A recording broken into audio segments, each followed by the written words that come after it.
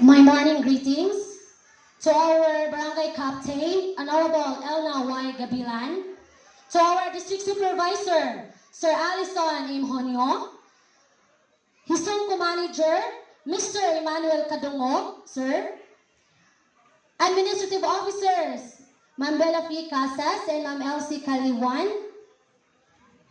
to our central principal, Ma'am Flora C. Taneo, to our keynote speaker, fellow teachers, parents, graduates, visitors, ladies and gentlemen, a pleasant morning. We are blessed that you came. It is my honor to introduce to you our keynote speaker for today's momentous event, a true inspiration and a beacon of wisdom in the field. From the humble beginnings in the side of Badlas Barangay Masarayaw, Cananga Leyte, where he lives. He is the son of Mr. and Mrs. Ronald Silvano and Christine Bronya. He was born on November 17, 2000, single, but I'm not sure if he's still available.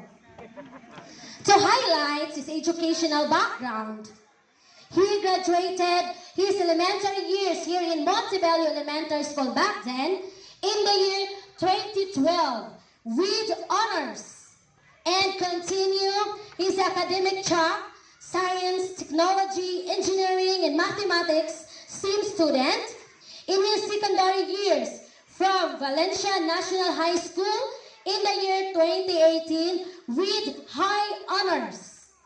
He earned his degree of Bachelor of Arts in Psychology from the University of the Philippines, Visayas, Tacloban College in the year 2022 as cum laude. He is a driven psychology graduate with solid background as a psychometrician. Aims to share his expertise in mental health, psychometrics, guidance services, and research.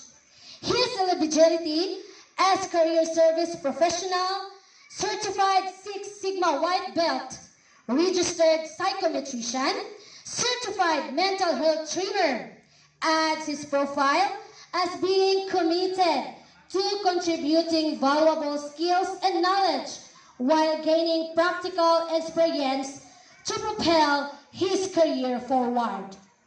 Irrelevant to work experiences, he is a field researcher at Food for the Hungry Incorporated and UP Visayas Tacloban College last September to October 2022. A research data encoder at Tacloban City Planning and Development Office last November to December 2022. He is also a researcher at Infinite Writers last December 2022 to June 2023. And recently, a university psychometrician at Eastern Visayas State University main campus. A host and facilitator, and invited by so many events and programs as a resource speaker and guest speaker. He is a UP Alumni Association of Greater Los Angeles Scholar, year 2021 to 2022, and outstanding youth awardee of Sangguniang Kabataan SK at Masarayaw, Cananga Leyte, 2022.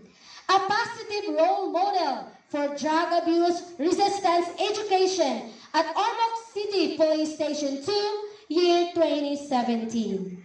Ladies and gentlemen, please join me in welcoming our esteemed keynote speaker, Mr. Christian Dave Brunya. A round of applause, please.